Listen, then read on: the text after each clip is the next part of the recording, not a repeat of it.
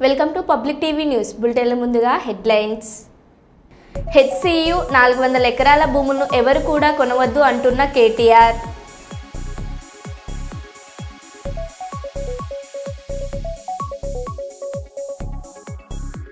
చట్ట వ్యతిరేక కార్యకలాపాలకు పాల్పడితే కఠిన చర్యలు తప్పవు. పెద్దపల్లి డీసీపీ కరుణాకర్.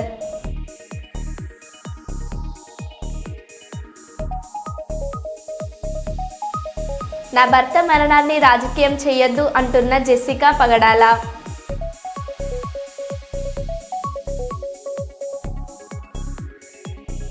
కాంగ్రెస్ పార్టీకి ఓటు వేసినందుకు విచారణ వ్యక్తం చేస్తున్నాను. హెచ్సియు విద్యార్థిని.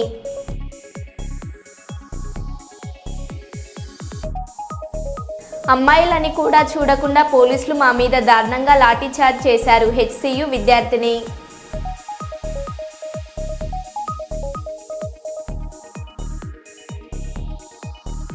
ఏపీ రాష్ట్రాన్ని అభివృద్ధిలో ఏపీ సీఎం పరుగులు పెట్టిస్తున్నారు. పాణ్యం ఎమ్మెల్యే గౌరు చరితారెడ్డి.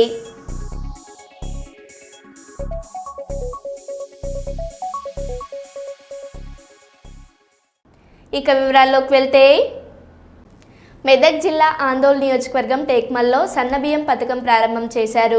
టేక్మల్ మండల కేంద్రంలో తెల్ల రేషన్ కార్డుదారులకు సన్నబియ్యం పథకాన్ని ప్రారంభించిన తహసీల్దార్ మరియు మండల కాంగ్రెస్ అధ్యక్షులు నిమ్మ రమేష్. ఈ సందర్భంగా వారు మాట్లాడుతూ, కాంగ్రెస్ ప్రభుత్వం ఇచ్చిన మాటకు కట్టుబడి నిరుపేదలకు సన్నబియ్యం ఇస్తుందని మరియు ఎన్నో సంక్షేమ పథకాలను పేదలకు అందిస్తుందని సద్వినియోగం చేసుకోవాలని పేర్కొన్నారు. ఈ కార్యక్రమంలో ఆర్టీఏ మెదక్ జిల్లా సభ్యులు S Mallareddy, Jogipet market committee vice chairman Ellampalli Satyanarayana, Tekmal పట్టణ కాంగ్రెస్ అధ్యక్షులు భక్తుల కిషోర్, మెదక్ జిల్లా Congress party minority chairman Shaik Mazar, RI Sai, Srikanth, superintendent తదితరులు పాల్గొన్నారు.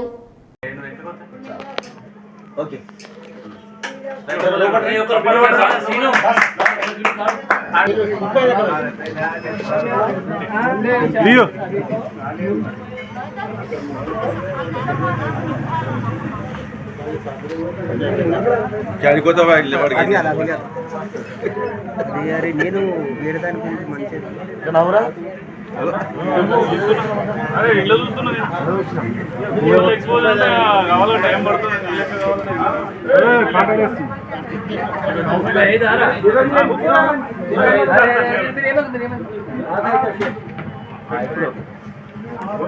కింద అందరం పడే సంచి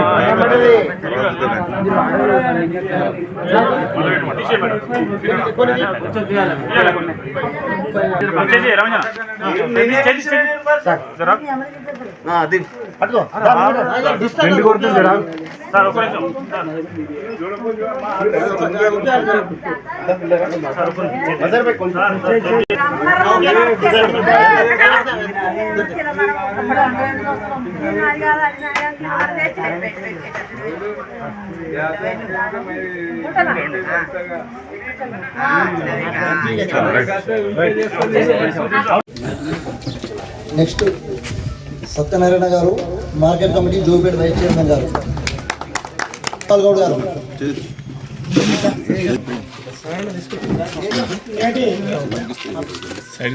రాష్ట్రంలో పేదలకు సన్న బియ్యం పంపిణీ కార్యక్రమానికి మొన్న ప్రోగ్రాం అయింది సీఎం చేతుల మీదుగా. ఈరోజు రాష్ట్రంలో మిగతా మండలాల్లో గ్రామానికి మండలానికి ఒక ప్లేస్ చొప్పున 5 రోజులు ప్రారంభం జరుగుతుంది. ఇట్టి కార్యక్రమానికి చేసిన ముఖ్య అతిథి Jogipet market committee vice chairman గారికి మరియు అలాగే మల్లారెడ్డి గారికి, పార్టీ ప్రెసిడెంట్ గారికి మరియు అందరి కార్యకర్తలకు, పత్రికా మిత్రులకు, ఎలక్షన్ లీడర్స్ అందరికీ నా నమస్కారం. నిజంగా భారతదేశంలో సన్న బియ్యం పంపిణీ అనేది ఎక్కడ లేకుండా తెలంగాణ తరఫున ఇంత ఆర్థిక కష్టంలో ఉన్నా కానీ ప్రభుత్వము ఈ డిసిషన్ తీసుకోవడం చాలా గొప్పతనం. రేషన్ కార్డుదారులు కూడా ఈ బియ్యాన్ని అమ్మకుండా వారే సొంతంగా వండుకొని తినే విధంగా చూసుకుంటే బాగుంటుంది. ఎందుకంటే గవర్నమెంట్ ముఖ్య ఉద్దేశము దొడ్డు బియ్యం అమ్ముకుంటారని చెప్పేసి ఈ సన్న బియ్యానికి డిసిషన్ తీసుకుంది గవర్నమెంట్.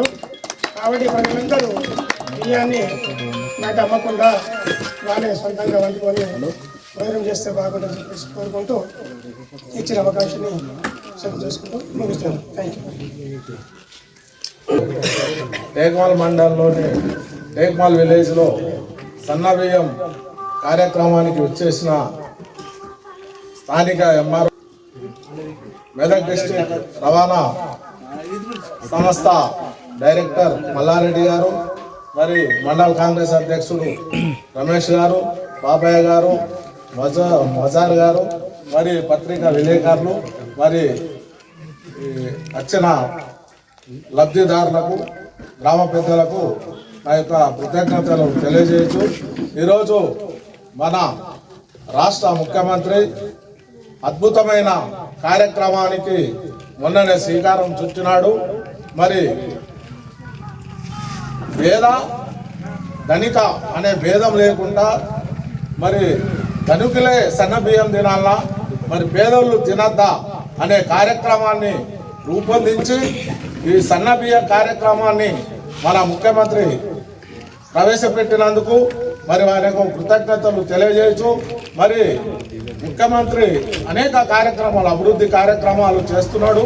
ఒక్కొక్కటి అయితేనే ఉన్నాయి.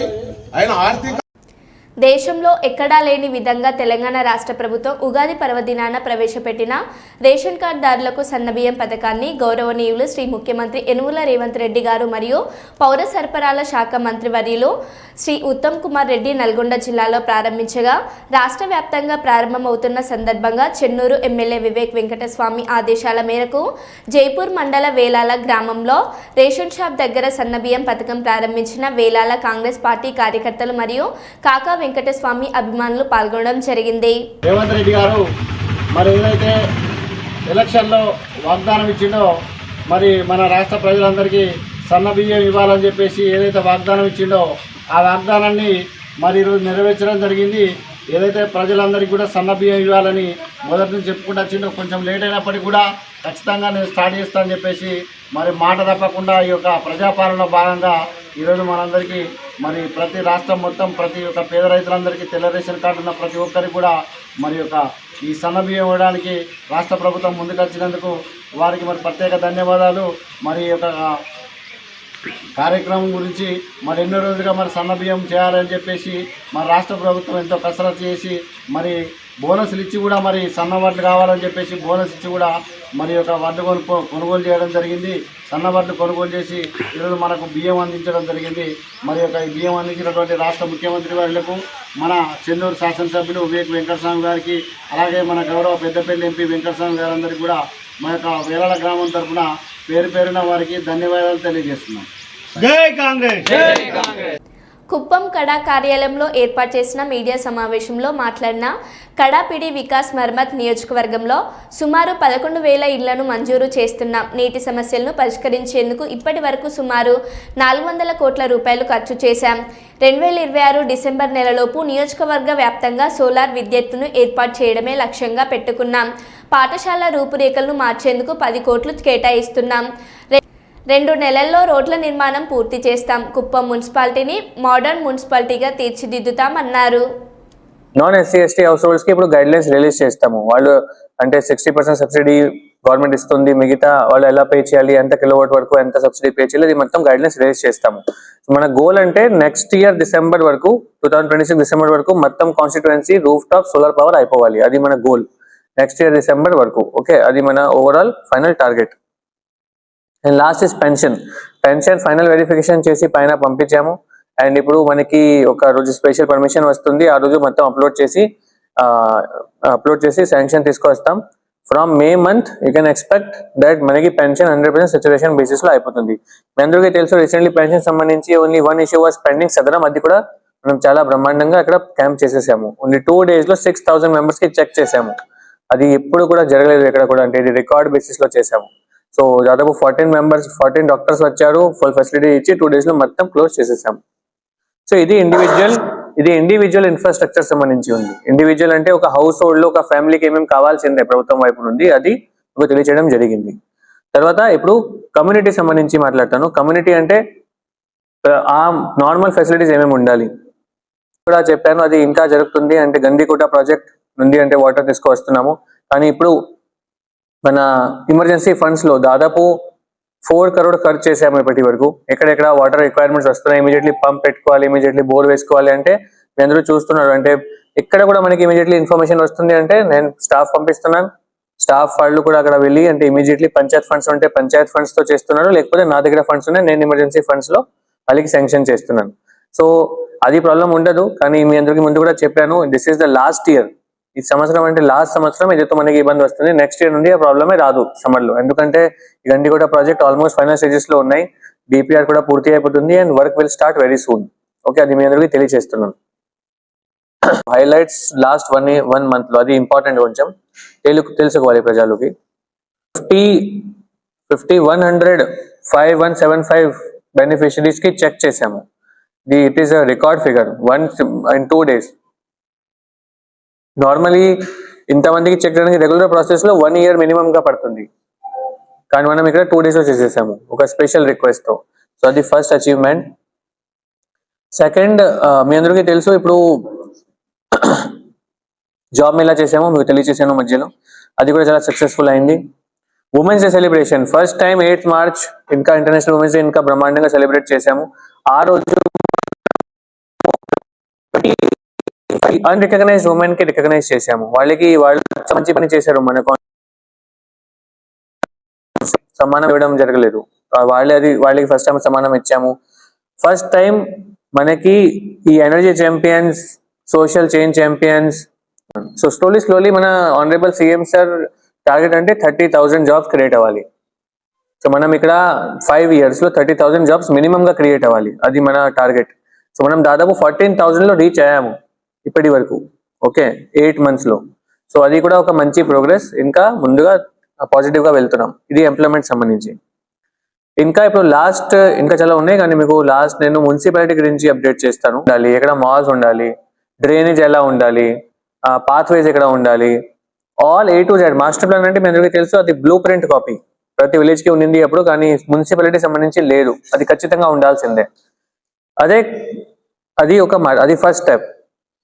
అది చేయడానికి వాళ్ళకి 4-5 months పడుతుంది, కానీ మనం ఎండ్ వరకు వెయిట్ చేయము. వాళ్ళు ఏదైతే ఫైనల్ చేస్తున్నారు ఆ ఏరియాలో మనం UGD plus electricity plus beautification start చేస్తాం జూన్ నుండి. ఓకే, సో వాళ్ళు మాస్టర్ ప్లాన్ చేసేనే ఉంటారు నెక్స్ట్ 5-6 months, కానీ ఇక్కడెక్కడ పూర్తి చేస్తారు. సపోజ్ ఈ ఏరియా ఫైనల్ అయింది, ఈ ఏరియా ఇలాగే ఉండాలి, అక్కడ మనం పని స్టార్ట్ చేసేస్తాం జూన్ నుండి. ఫ్రమ్ జూన్ మన గోల్ అంటే ఫస్ట్ డిగింగ్ చేసి యూజీడీ చేయాలి. యూజీడీ అంటే అండర్ గ్రౌండ్ డ్రైనేజ్. అదే కోసం రోడ్స్ మొత్తం డిగ్ చేయాలి. డిగ్ చేసి మొత్తం పెద్ద పైప్ పెట్టుకోవాలి. ఆ పైప్ ప్రతి హౌస్ తో కనెక్ట్ చేయాలి. వాళ్ళ ఫీకల్ సంబంధించి, డ్రైన్ సంబంధించి. ట్రీట్మెంట్ కోసం STP పెట్టుకోవాలి, sewage treatment plant. After that మీరు వైడనింగ్ చేసుకోవచ్చు. బీఆర్ఎస్ పార్టీ సంచలన ప్రకటన. HCU 400 ఎకరాల భూములను ఎవరు ఇక ఇంచు కూడా కొనవద్దు. తిరిగి 3 ఏళ్లలో మేము అధికారంలోకి వస్తున్నాం. రేవంత్ రెడ్డి మాయమాటలు నమ్మి ఎవరైనా భూమి కొనుక్కుంటే తిరిగి వాపస్ తీసుకుంటాం. 400 ఎకరాల భూమిని గ్రీన్ జోన్గా ప్రకటించి హైదరాబాద్లోనే బెస్ట్ ఎగ్ ఫోర్క్ తయారు చేస్తాం. మేము ముందే చెప్తున్నాం. తర్వాత మళ్ళీ మమ్మల్ని తప్పు పెట్టొద్దు. ఇది మా పెద్దలు కేసీఆర్ గారు తీసుకున్న నిర్ణయం. మీడియా సమావేశంలో వెల్లడించిన BRS working president KTR. We have taken a decision as a party that 400 acres which this government is eyeing like a real estate broker, ఆ 400 ఎకరాలను ఎట్టి పరిస్థితుల్లో, ఇది కేసీఆర్ గారి మాట, మా పార్టీ మాట, మా పార్టీ తరఫున మేము మాటిస్తున్నాం, 3 ఏళ్లలో మేము ఖచ్చితంగా మళ్ళీ ప్రభుత్వంలోకి వస్తున్నాం. ప్రభుత్వంలోకి వచ్చిన తర్వాత మేము ఆ 400 ఎకరాలని మొత్తం హైదరాబాద్లో, మొత్తం తెలంగాణలోనే అతి పెద్ద ఈకో పార్క్గా ఏర్పాటు చేస్తాము.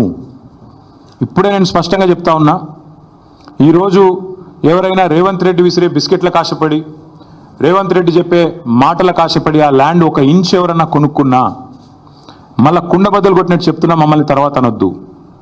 ఖచ్చితంగా ప్రతి ఇంచ్ తిరిగి వెనక్కి తీసుకుంటాము. ఒక అద్భుతమైన ఈకో పార్క్, ఎట్లా అయితే ఒక సెంట్రల్ పార్క్ ఉంటుందో మన్హాటన్లో, ఆ స్థాయిలో ఒక అద్భుతమైన ఈకో పార్కును హైదరాబాద్ ప్రజలకి గిఫ్ట్గా అందిస్తాము. అటు సెంట్రల్ యూనివర్సిటీ విద్యార్థులకు ఆ గిఫ్ట్గా ఉంటుంది, హైదరాబాద్ ప్రజలకు కూడా ఇది ఒక గిఫ్ట్గా ఇస్తాము. ఇది మా కమిట్మెంట్, ఇది మా బాధ్యత.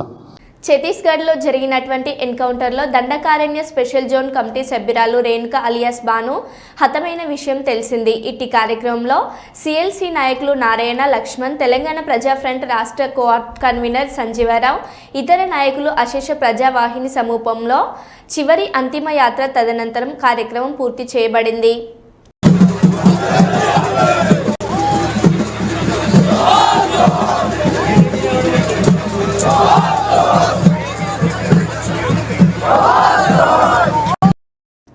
తెలంగాణ రైతాంగ సాయుధ పోరాట యోధుడు దొడ్డి కొమరయ్య జయంతి సందర్భంగా తెలంగాణ భవన్లో ఆ మహనీయుని చిత్రపటానికి బీఆర్ఎస్ వర్కింగ్ ప్రెసిడెంట్ కేటీఆర్ గారు మరియు పార్టీ నాయకులతో కలిసి ఘన నివాళులర్పించడం జరిగింది. ఈ కార్యక్రమంలో మాజీ మంత్రి కరీంనగర్ ఎమ్మెల్యే గంగుల కమలాకర్, జగదీష్ రెడ్డి, కోరుట్ల ఎమ్మెల్యే సంజయ్, పల్లా రాజేశ్వర్ రెడ్డి, పటోళ్ల కార్తిక్ రెడ్డి మరియు బీఆర్ఎస్ పార్టీ సీనియర్ నాయకులు, కార్యకర్తలు పాల్గొన్నారు.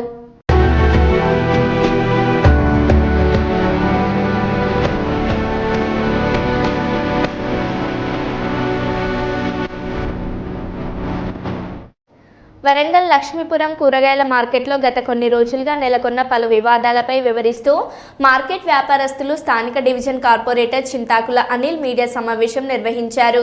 లక్ష్మీపురం కూరగాయల మార్కెట్లో బడుగు బలహీన వర్గాల పేదల మార్కెట్ అని ఎంతో మంది లబ్ధి పొందుతున్నారని, కానీ కొందరు కావాలని దుష్ప్రచారాలను చేస్తున్నారని, మార్కెట్లో ఎలాంటి విభేదాలు లేవని, అందరం కలిసికట్టుగా మార్కెట్ అభివృద్ధికి కృషి చేస్తామని మరియు నూతన పాలకవర్గం ఏర్పాటుకు ఈ నెల 10వ తేదీలో స్థానిక మంత్రి కొండ సురేఖ సూచనల మేరకు కమిటీని నిర్ణయించుకుంటున్నామని విలేకరుల సమావేశంలో తెలిపారు. ఎవరైతే కొత్త కమిటీ వస్తారో వాళ్ళకి ఇవ్వడం జరుగుతుంది. ఏ కమిటీ అయినా కూడా మీరు కూడా పర్పస్ సంఘాలలో కానీ లేకుంటే వేరే సంఘాలు ఏ సంఘాలైనా కూడా ఎట్లుంటుంది లెక్క అంటే జమాఖర్చులకు సంబంధించి ఆ కమిటీ పోయి కొత్త కమిటీ వచ్చినప్పుడు వాళ్ళకే హ్యాండ్ ఓవర్ చేస్తారు. ఇక్కడ ఒకటి రెండు అర్థం చేసుకోవాలి. అక్కడ కమిటీకి మీన్స్ ఏంటంటే కమిటీ అంటే ఇప్పుడు వర్తక సంఘాలు వేరే, పర్పస్ సంఘాలు వేరే. అంటే మీరు అంటే నాకు ఏదో అర్థం కాలేదు కానీ అంటే మీరు అన్నట్టు వర్తక సంఘానికి సంబంధించిన జమాఖర్చులకు సంబంధించిన లెక్క పిలుతుంది. కాకుండా ఏంటంటే ఎవరైతే కొత్త కమిటీ వస్తారో వాళ్ళకు అది అనుమతి చేయడం సంబంధించింది. వాళ్ళు తొందరగా వాళ్ళు నిర్ణయాలు తీసుకున్నారు కాబట్టి అందరినీ కలుపుకొని చేయడం కోసం పెట్టిన మీటింగ్ తప్ప వేరే కాదు. ఎలక్షన్స్ ఎప్పుడు పోతున్నారు?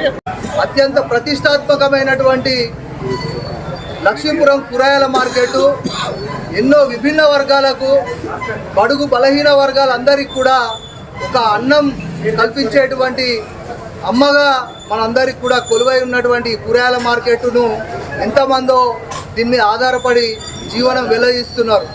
ఇక్కడ ఉండబడేటువంటి అన్ని ప్రాంతాల నుంచి, అన్ని గ్రామాల నుంచి కూడా ఇక్కడికి వచ్చి బతుకు తెరువు కోసం ఉన్నటువంటి వాళ్ళు చాలామంది ఉన్నారు. వాళ్ళందరినీ దృష్టిలో పెట్టుకొని వాళ్ళందరికీ కూడా ఎన్నో ఆశల మీద ఈ యొక్క మార్కెట్ను మార్చుకోవడం జరిగింది. తద్వారా చాలా మందికి ఉపాధి కల్పించాలని చెప్పేసి ఆశతోని ఇక్కడ ఉండబడేటువంటి స్థానికులైనా కానీ లేకపోతే విభిన్న వర్గాల నుంచి వచ్చినటువంటి ఆలోచనలో కూడా మేమందరం ఉన్నాము. ఎందుకంటే నేను ఒక మార్కెట్ బిడ్డనే కాబట్టి ఇక్కడ పరిస్థితులు తెలుసు, ఇక్కడ వ్యవస్థ తెలుసు, ఇక్కడ ఏం వస్తుంది ఏం పోతుంది అనేది కూడా తెలుసు. కష్టం పోతుంది, నష్టాలు ఎక్కువైతాయి. ఇవాళ మార్కెట్లో మేము కష్టపడతాం. ఇదివరకు కష్టానికి తగ్గ ఫలితం ఉండేది, దాంతో మా కుటుంబ పోషణలు ఉండేది. కానీ ఇవాళ ఎంత కష్టపడ్డా కూడా నష్టాల ఊబిలో ఇవాళ కూరగాయల మార్కెట్ అనేది నిండుకపోయింది, పేరుకపోయింది. దీన్ని ఎవరు కూడా లోపలికి వచ్చి చూసే వ్యక్తులు ఎవరు లేరు. ఆ కష్టము నష్టం అంతా మాకు తెలుసు, అదంతా కూడా మేము అనుభవిస్తున్నాం. అయినా కూడా దీన్ని రాజకీయం చేయడము, దీన్ని వర్గాలుగా విభేదాలు చేయడము, దీన్ని ఎటు తీసుకుపోయి ఎటో వచ్చి ఇలా పని కట్టుకొని అందరూ కూడా దీని మీద ఎక్కుపెట్టిన బాణంగా ఇక్కడ ఏమో ఉన్నది అని చూడమే తప్పించి ఇక్కడ ఏం లేదు. ఎవరి డొల్లతనం కూడా ఇక్కడ నడిచే పరిస్థితి లేదు. ఎందుకనంటే ఇక్కడ పేద ప్రజలకు అన్యాయం కావద్దు, వాళ్ళందరూ కూడా ఇక్కడ పని చేసుకొని బతకాలి, వాళ్ళకు జీవన ఉపాధి ఇవ్వాలని ఇవాళ సురేఖమ్మ సంకల్పంతో మొన్న మార్కెట్లో జరిగినటువంటి సమావేశంలో మీ అందరికీ కూడా పత్రికాముఖంగా తెలియజేయడం జరిగింది. వారు అదే సంకల్పంతో ఇవాళ పేద ప్రజల గుండెల్లో ఉండి వాళ్ళందరికీ న్యాయం చేయాలి. ఇదివరకు చేసినటువంటి పాలక కమిటీ కానీ లేకపోతే ఇదివరకు ఉన్నటువంటి విభేదాలు లేవు. మేము ఒక క్లారిటీగా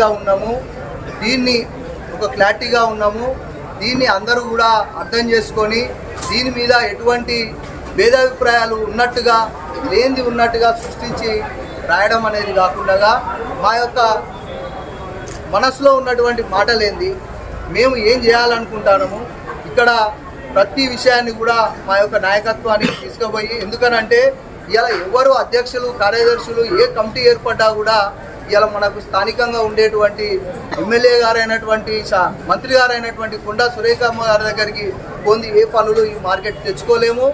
వారి యొక్క ఆశయం మేరకు, వారి యొక్క ఆలోచన మేరకు, వారి యొక్క ఆదేశానుసారం ఇక్కడ కమిటీ అనేది ఏర్పడాలనేది నా ఉద్దేశం. ఎందుకంటే గతంలో ఉన్నటువంటి ఏ పాలకుని దగ్గరనైనా కూడా ప్రతిసారి పోయినాము, పనులు తెచ్చుకున్నాము, వాళ్ళ సహకారంతోనే చేయగలిగినాం ఎంతో కొంత. ఇప్పుడు కూడా అదే పద్ధతిన మనకు ఉన్నటువంటి పాలక గణంతో అందరం కూడా వారి యొక్క ఆదేశానుసారం ముందుకు పోవాలనేది మా ఆలోచన. మైబాద్ జిల్లా గూడూరు మండలంలో తెలంగాణ రైతాంగ సాయుధ పోరాట తొలి అమరుడు దొడ్డి కొమరయ్య 98వ జయంతి వేడుకలు ఘనంగా జరిగాయి. దొడ్డి కొమరయ్య జయంతిని నిర్వహించిన గూడూరు కుర్మ సంఘం నాయకులు.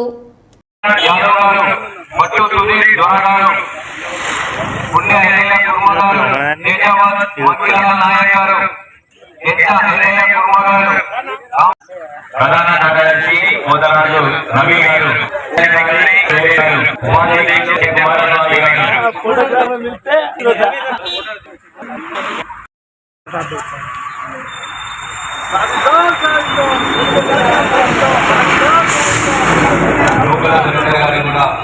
అయిపోయిందా రాకేష్?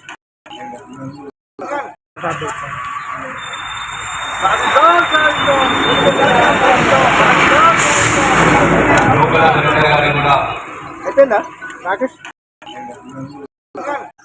ప్రధాన కార్యదర్శి మోదరాజు రవి గారు,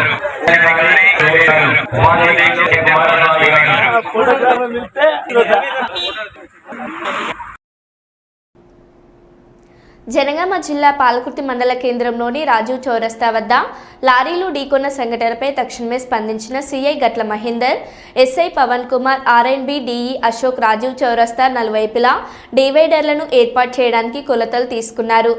హర్షం వ్యక్తం చేస్తున్న పాలకుర్తి షాప్ యజమానులు.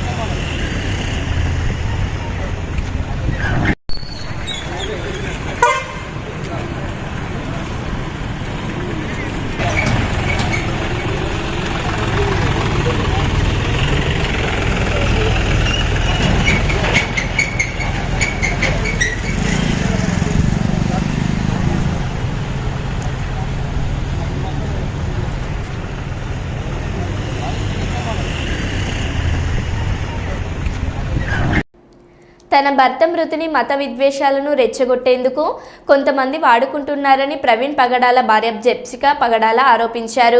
నా భర్త మృతిని దయచేసి రాజకీయం చేయొద్దు. యేసు మార్గాన్ని అనుసరించేవారు మత విద్వేషాల్ని రెచ్చగొట్టారు. నా భర్త ఎప్పుడు మత సామరస్యాన్నే కోరుకునేవారు.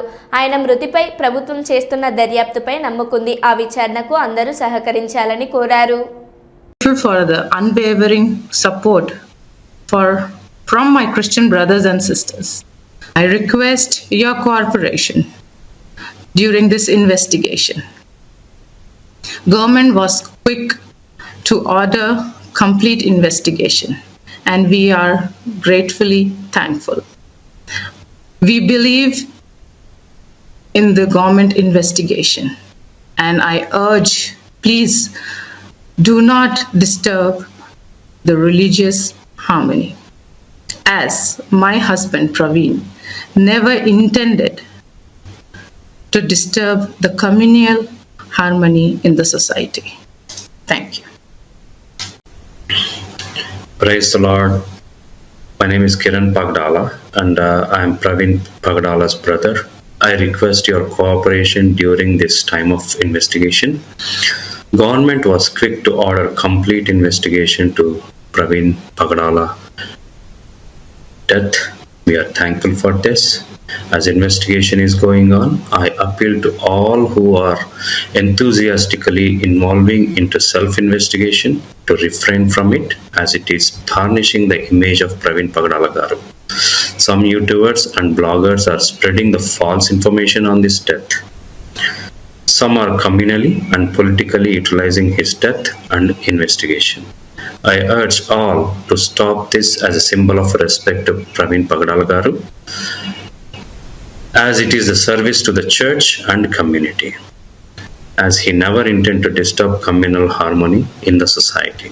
We believe in government investigation, and please do not disturb the religious harmony.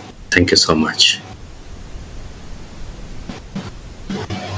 మరో బులెటిన్లో మళ్ళీ కలుద్దాం. Stay tune.